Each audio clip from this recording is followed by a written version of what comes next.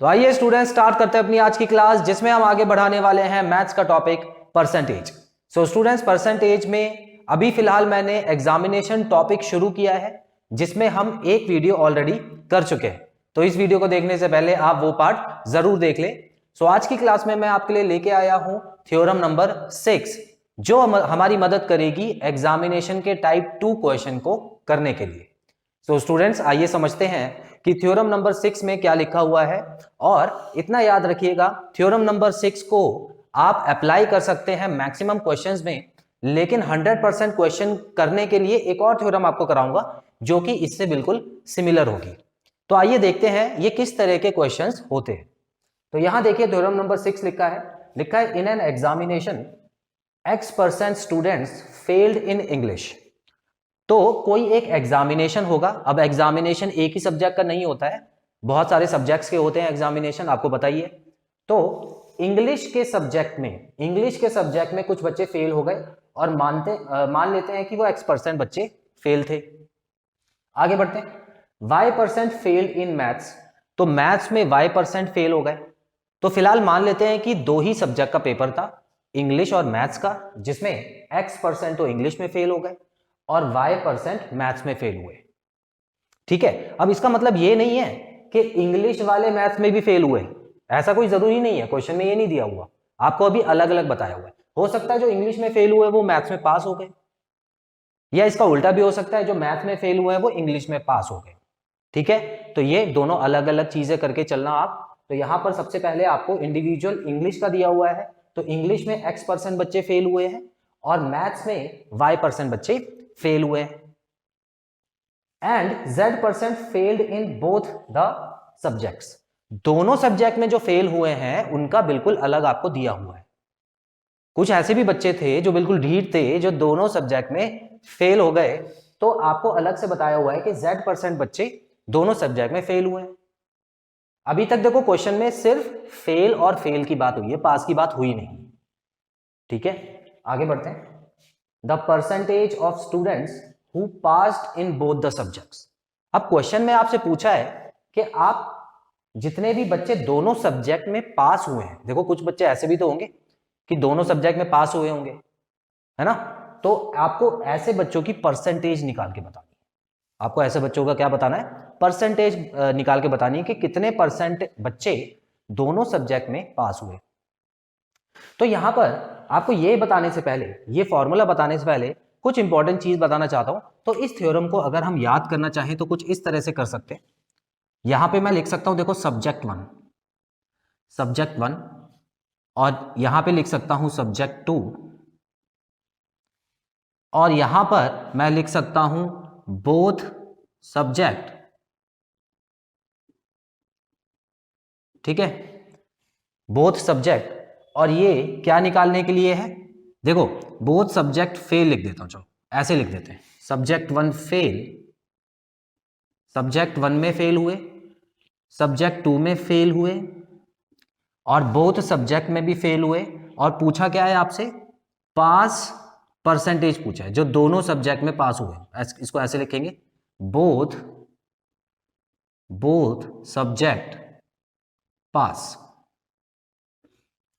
ठीक है, तो देखो कहने का मतलब क्या है, क्वेश्चन में आपको इसी ऑर्डर में दिया हुआ है। सबसे पहले सब्जेक्ट 1 का फेल दिया हुआ है, उसके बाद सब्जेक्ट 2 का फेल दिया हुआ है, उसके बाद बोथ सब्जेक्ट का फेल दिया हुआ है, और आपसे पूछा क्या है, बोथ सब्जेक्ट का पास पूछा हुआ है। ठीक है, तो क्वेश्चन को मैंने बहुत शॉर्ट में लिख दिया। और जब भी ऐसा क्वेश्चन हो जब पहले 3 फेल दिए हो और आपसे पास पूछा हो, तो आपको लगानी है ये वाली थ्योरम। ध्यान से देखना, आप थ्योरम क्या है, बड़ी सिंपल थ्योरम है।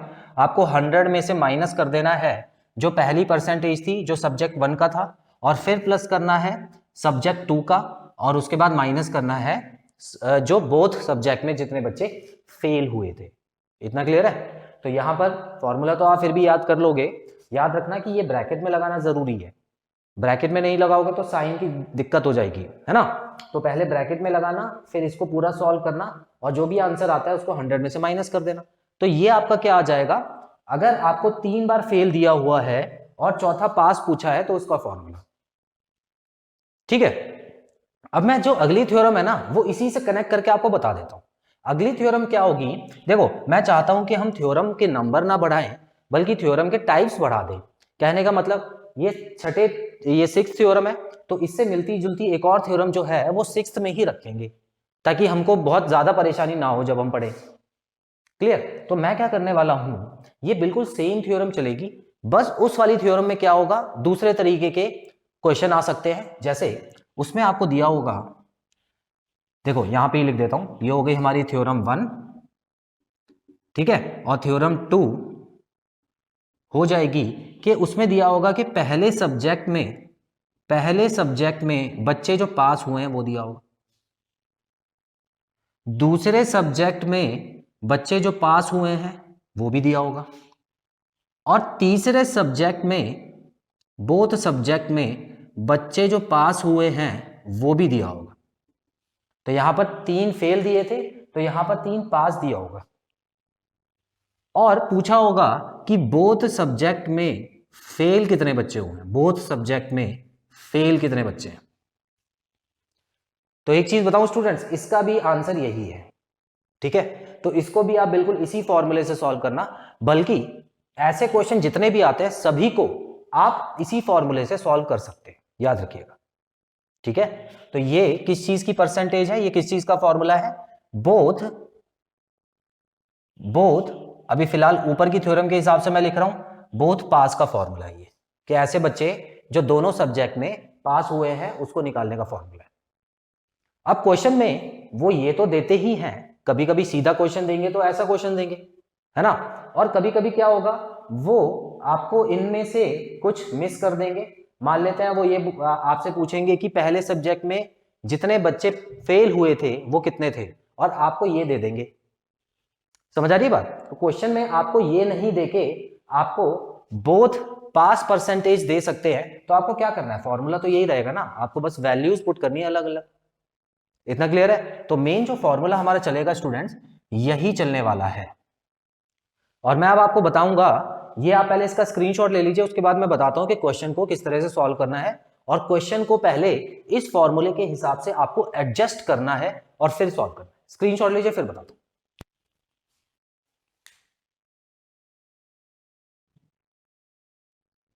तो आइए स्टूडेंट्स बढ़ते हैं पहले क्वेश्चन की तरफ। सो पहले क्वेश्चन में जो लिखा हुआ है वो उसको पढ़ने से पहले मैं आपको एक बार और बताना चाहूंगा कि ये जो मैंने 2 थ्योरम लिखी हैं ये बड़े शॉर्ट में लिख दिए हैं, तो इसको आप समझने की एक बार और कोशिश कीजिए। आप सब्जेक्ट 1 सब्जेक्ट 2 और बोथ और इक्वल टू बोथ, इस तरह की थ्योरम है ना। और अगर शॉर्ट में इसको याद करने की कोशिश करूं तो पहली थ्योरम में क्या बोला था कि पहले 3 एफ दिए होंगे और फिर आपको निकालना होगा पी। तो इसका मतलब सब्जेक्ट 1 का फेल है, सब्जेक्ट 2 का फेल है, बोथ का फेल है, और आपको निकालना क्या है, दोनों सब्जेक्ट में कितने बच्चे पास हुए, है ना। या आपको पहले सब्जेक्ट वाले पास, दूसरे सब्जेक्ट वाले पास, तीसरे सब्जेक्ट वाले दोनों सब्जेक्ट वाले पास दिए होंगे और बोथ सब्जेक्ट वाले फेल निकालने होंगे। ये तो हो गए डायरेक्ट क्वेश्चन, ठीक है, डायरेक्ट क्वेश्चन। तो डायरेक्ट क्वेश्चन अगर हो तो आप तो सीधा निकाल देना, लेकिन अगर कभी कभी क्या होता है स्टूडेंट्स, यहां पर 3F ना देके PF या पास आपको दे देंगे, यहां पे फिर 2 फेल दे देंगे, या आपको 2 पास देके 1 फेल दे देंगे, ठीक है। तो उसको कैसे एडजस्ट करते हैं वो मैं इस क्वेश्चन में आपको बताने वाला हूं, लेकिन सबसे पहले क्वेश्चन पढ़ के उसका मतलब समझते हैं। देखिए 40% स्टूडेंट्स फेल्ड इन मैथ्स, ठीक है, सिंपल है। 30% failed in English, 10% failed in both subjects. तो ये जो क्वेश्चन बन रहा है लगभग ये वाला बन रहा है क्योंकि 3 फेल दे दिए इन्होंने। Find percentage of students passed in both the subjects. तो आपको निकालना है कि परसेंटेज स्टूडेंट्स पास्ड। तो बिल्कुल ये तो बड़ा सिंपल क्वेश्चन है, इसका मतलब ये तो हम डायरेक्ट कर लेंगे, है ना। डायरेक्ट कैसे कर लेंगे, ये तो थ्योरम 1 के ऊपर बेस्ड है, सिंपल पता लग रहा है। तो अब मुझे ये 3 बार फेल दिया हुआ है और 1 बार पास निकालना है, तो सिंपल सा ये वाला फॉर्मूला है। हालांकि ये फॉर्मूला सभी क्वेश्चन के लिए है, ठीक है, तो ये सभी क्वेश्चन के लिए है, लेकिन ये तभी अप्लाई होगा जब आप इस तरह से उसको एडजस्ट करोगे, ठीक है। इसी तरह से एडजस्ट होना चाहिए, अगर नहीं करोगे तो ये वाला फॉर्मूला गलत आंसर दे देगा आपको। करके दिखाता हूं, ठीक है।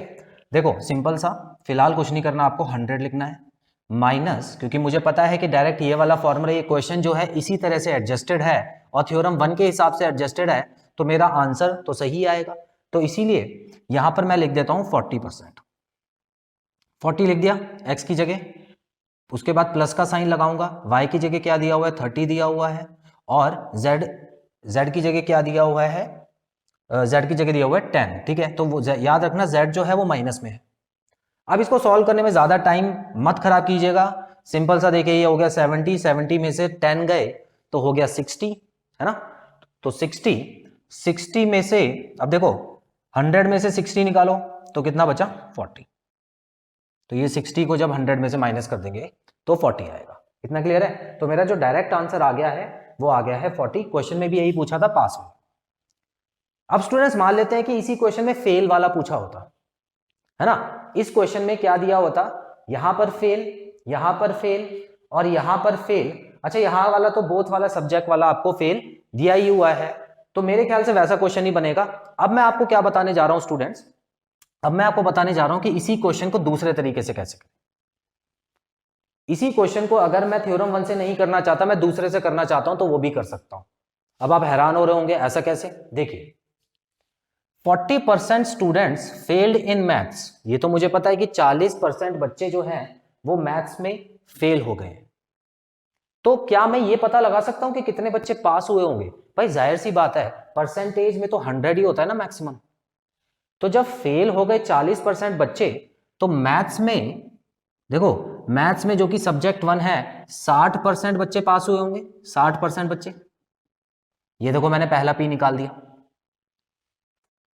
आगे 30% फेल्ड इन इंग्लिश, 30% बच्चे इंग्लिश में फेल हुए हैं, लेकिन ये तो मुझे एफ दिया हुआ है। अगर मैं पी निकालना चाहूं तो पी निकाल सकता हूं, 100 में से 30 को माइनस करके 70 हो गया मेरा दूसरा वाला पी। 2 पी निकाल दिया मैंने।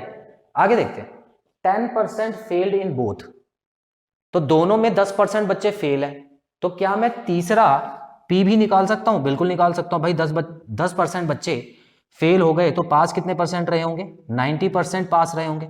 ये लो, मैंने पहला पी, दूसरा पी और तीसरा पी निकाल दिया। निकाल दिया। अब मैं इस वैल्यू को इसमें पुट करता हूं, इस वैल्यू को मैं इसमें पुट करता हूं, क्योंकि मुझे पता लग गया है कि तीनों बच्चे, तीनों तरह के मेरे पास पी आ गए हैं। लेकिन याद रखना, जब इस फॉर्मूले को इसमें पुट करूंगा तो मेरा जो आंसर आएगा वो फेल बच्चे आएंगे, फेल बच्चे आएंगे। ठीक है, तो जो फेल बच्चे होंगे ना, मैं उसको क्या करूंगा, 100 में से पास निकालने के लिए 100 में से माइनस कर दूंगा एक बार और। ध्यान से देखिए क्या कर रहा हूं। तो मुझे पता है कि ये 3 पी आ गए हैं, तो मैं ये वाला फॉर्मूला लगा सकता हूं। तो इसका मतलब ये हो गया 100 माइनस 60 प्लस 70 माइनस 90, और ये क्या आएगा मेरा निकल के, एफ निकल के आएगा। और वो भी कौन सा, बोथ एफ वाला। ठीक है, बोथ एफ।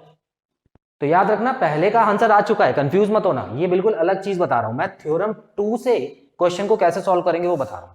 ठीक है, तो यहां पर बोथ एफ निकालने के लिए मैं क्या करूंगा, देखो यहां पर हो गया 130 में से 90 जाएंगे तो 40 बचेगा, और 40 को 100 में से माइनस करो तो 60 आएगा। 60% बच्चे दोनों सब्जेक्ट में फेल हैं। पूछा क्या है, पूछा है दोनों सब्जेक्ट में पास कितने बच्चे हैं। तो भाई 60% जब दोनों में फेल है तो दोनों में पास कितने होंगे? भाई पास तो होंगे 40%, 40% पास होंगे ना बच्चे। क्लियर है?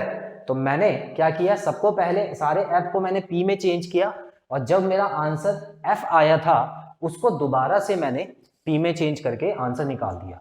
तो इसका मतलब स्टूडेंट्स यहां पर ये 2 तरीके से करने का मेरा बस यही मकसद था कि कभी कभी क्वेश्चन में कभी कभी आपको तीनों एफ नहीं दिए होंगे, बीच में कभी पी भी दे देंगे वो। तो जब भी पी दिया हो तो उसको एफ में कन्वर्ट कर लेना और फिर ये वाली थ्योरम लगा देना। समझ आ रही है? और कभी कभी यहां पर आपको तीनों पी नहीं दिए होंगे, आपको एफ दिया होगा, तो आप क्या करोगे कि एफ को 100 में से माइनस करके पी में बदल देना, क्योंकि 100% बच्चे अगर मार्क्स देते हैं तो अगर उसमें से कुछ परसेंट बच्चे फेल होते हैं तो बाकी बचे जो जितने भी बच्चे होंगे वो पास ही हुए होंगे। 2 ही चीजें हो सकती है ना, फेल या पास। तो अगर यहाँ 40% फेल लिखा है तो यहाँ पे मैं 60% पास भी लिख सकता हूं। इस क्वेश्चन को मिटा के 60% पास लिख के भी आगे बढ़ सकता हूं। तो ये क्वेश्चन बिल्कुल सेम रहेगा। आई होप स्टूडेंट्स ये चीज आपको क्लियर है। स्क्रीनशॉट लीजिए, एक और क्वेश्चन करते हैं।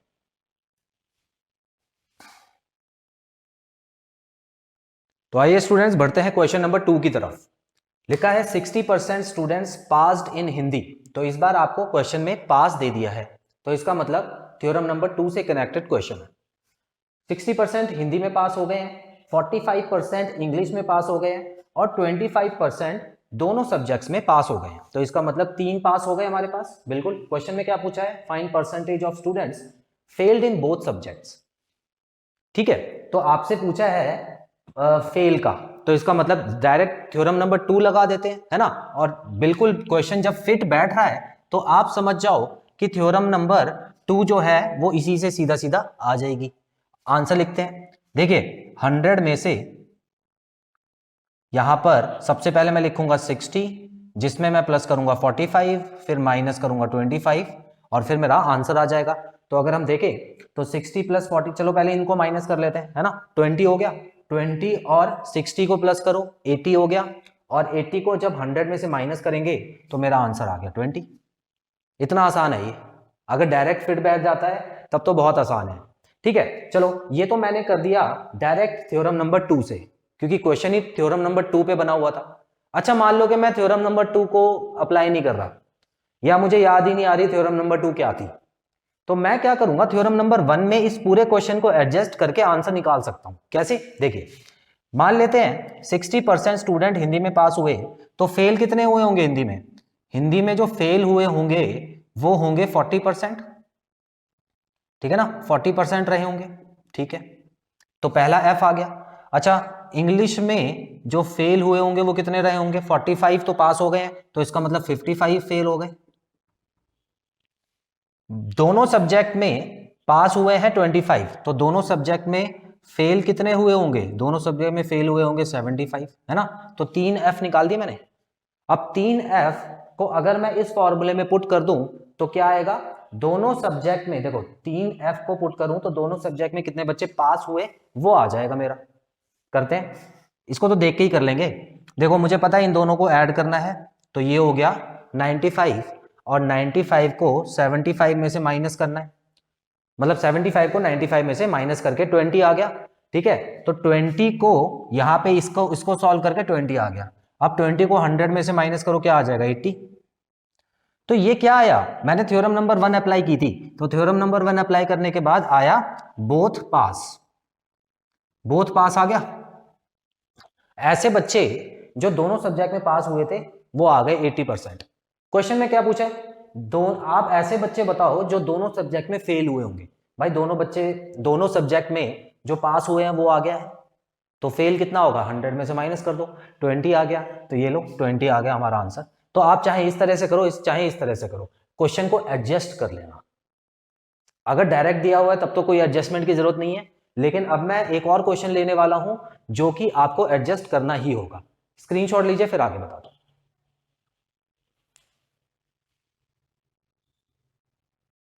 तो आइए स्टूडेंट्स एक और क्वेश्चन करते हैं, इससे आपको कॉन्सेप्ट अच्छे से क्लियर हो जाएगा।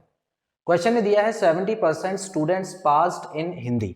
ठीक है, 80% पास्ड इन इंग्लिश। तो 2 बार आपको पी दिया हुआ है, 2 बार पास दिया हुआ है। 10% फेल्ड इन बोथ। अब यहां पर क्वेश्चन में आपको क्या दे दिया स्टूडेंट्स? 10% बच्चे फेल हुए हैं, तो इसका मतलब आपको 2 पी तो दिए थे, लेकिन उसके साथ साथ तीसरा पी ना देके आपको एक एफ दे दिया। अब यहां पे फंस गए ना आप। क्वेश्चन में क्या पूछा है, आगे देखते हैं। If 144 students passed in both the subjects. देखिए यहां पर अभी तक क्वेश्चन में सिर्फ परसेंटेज के बारे में बात होती थी, परसेंटेज में ही आंसर निकालना होता था, तो हमने बड़े आराम से इस फॉर्मूले को अप्लाई करके निकाल दिया। लेकिन अब जो क्वेश्चन में पूछ रहा है वो एक्चुअल नंबर दे दिए हैं कि 144 स्टूडेंट्स जो हैं वो दोनों सब्जेक्ट में पास हो गए, दोनों सब्जेक्ट में पास हुए। तो इसका मतलब रिजल्ट भी आपको पी दिया हुआ है। ठीक है, then find the total number of candidates. आपको टोटल नंबर ऑफ कैंडिडेट्स निकालना है, तो स्टूडेंट्स घबराना मत पहले तो। ठीक है, ये नहीं घबरा के भाग जाओ।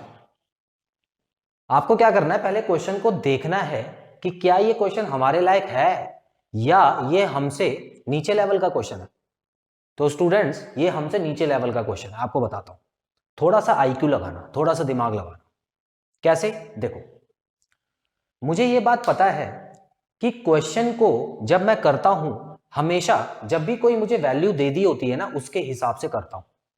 सब पूरा का पूरा क्वेश्चन मुझे इसके हिसाब से ही बनाना होता है। तो यहां पर मुझे क्या दिया हुआ है? Passed in both the subjects. ठीक है, रियल नंबर दिया हुआ है passed in both the subjects, ऐसे स्टूडेंट्स जो दोनों सब्जेक्ट में पास हो गए। अच्छा, अगर मुझे वो परसेंटेज मिल जाए जो कि इसके बराबर हो, कहने का मतलब अगर मुझे दोनों सब्जेक्ट में पास हुए बच्चों की परसेंटेज मिल जाए, नंबर तो है, परसेंटेज भी मिल जाए, तो मैं दोनों को बराबर करके आंसर निकाल सकता हूं, जो कि हमने पिछली वीडियो में सीखा था, है ना? कर सकता हूं मैं। तो मुझे ढूंढना क्या है? मुझे ढूंढना है बोथ पास परसेंट। तो कहने का मतलब है मुझे ये ढूंढना है, ये देखो, ये ढूंढना है। अगर ये मुझे मिल जाए तो बड़े आराम से मैं आंसर निकाल सकता हूं। तो कैसे निकालूंगा? सबसे पहले तो मैं ये निकालूंगा, और कैसे निकालूंगा इसके लिए मुझे अगर 3F मिल गए तो बड़े आराम से मैं निकाल लूंगा, और यहां पर मुझे 1F दिया हुआ है। तो अब मुझे ये डायरेक्शन पता लग गई, ये चीज मुझे समझ आ गई कि मुझे जाना कौन सी दिशा में है। मुझे जाना है 3F की तरफ। तो जितने भी P हैं क्वेश्चन में, उनको बदल के F कर दो। इतना क्लियर है? उनको सबको बदल के मैं F करने वाला हूं, और मुझे पता है किस तरह से मैं एडजस्ट कर सकता हूं क्वेश्चन को। तो सबसे पहले जो हिंदी में पास हुए हैं, देखो, तो हिंदी में पास हुए हैं वो 70% दिया हुआ है, 70% दिया हुआ है। तो हिंदी में जो फेल हुए होंगे वो कितने रहे होंगे? 30% फेल हुए होंगे, 30% फेल हुए होंगे। बिल्कुल एडजस्ट कर दिया मैंने अपने हिसाब से, क्योंकि मुझे F चाहिए था। दूसरा पढ़ते हैं, 80% पास्ड इन इंग्लिश। तो इंग्लिश के हिसाब से अगर मैं देखूं तो फेल कितने हुए होंगे? फेल हुए होंगे 20%। दो चीजों को एडजस्ट कर दिया। 10% फेल्ड इन बोथ। अच्छा, एक बात बताओ, इसको भी एडजस्ट करूं क्या? इसको करना पड़ेगा या नहीं करना? बिल्कुल नहीं करना, क्योंकि ये तो F पहले से ही दिया हुआ है ना। तो इसका मतलब आपको बोथ का F, मतलब बोथ सब्जेक्ट में जो फेल हुए हैं वो तो आपको पहले से ही दिया हुआ है ना 10%, तो उसको क्यों एडजस्ट करोगे? अच्छा, अब देखो 3F आ गए मेरे पास, 3F आ गए। अब 3F को अगर मैं इस वाले फॉर्मूले में पुट कर दूं तो क्या आएगा? मेरा बोथ P निकल आएगा। ऐसे बच्चों की परसेंटेज निकल आएगी जो कि दोनों सब्जेक्ट में पास हुए हैं। क्लियर है? करते हैं। तो इसमें कैसे पुट करें? 100 माइनस, इसको तो हम देख के कर लेंगे। 30 + 20 करना है, 50 हो गया। 50 में से 10 को माइनस करो, 40 हो गया। तो ये लो, 100 में से 40 माइनस करना है, तो इसका मतलब 60%। 60% जो स्टूडेंट्स हैं वो हैं पास बोथ सब्जेक्ट्स में, पास है बोथ सब्जेक्ट में।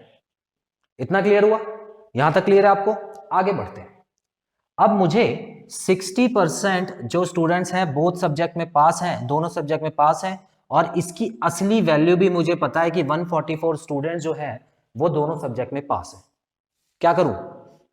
एक्स मान लेता हूं, है ना? एक्स मान लेता हूं। किसको? कितने बच्चों ने पेपर दिया। ठीक है, तो कितने बच्चों ने पेपर दिया है उसको एक्स मान लेता हूं। तो एक्स का 60%, जो कि टोटल बच्चे हैं, टोटल बच्चों का 60% of x is equal to 144 लिख सकता हूं, 144। तो टोटल बच्चों का 60% हो गया 144। ठीक है, अब इसको सॉल्व कर दो, एक्स की वैल्यू आ जाएगी। तो थोड़ी जगह कम लग रही है मुझे, तो आप इसका स्क्रीनशॉट ले लो पहले, मैं एक दो चीजें मिटा देता हूं फिर। ठीक है, तो इसका मतलब मैं यहां पे इसको ये फिलहाल मिटा देता हूं। अच्छा, 60/100 कर लेते हैं। 60/100, सॉरी 60/100 करना, multiply by x is equal to 144 लिख सकता हूं मैं यहाँ पे। ठीक है, 144 आ गया यहाँ पे। अब इसको सॉल्व कर लेंगे, तो यहां पर मैं लिखूंगा 3 और यहां पे लिखूंगा 5।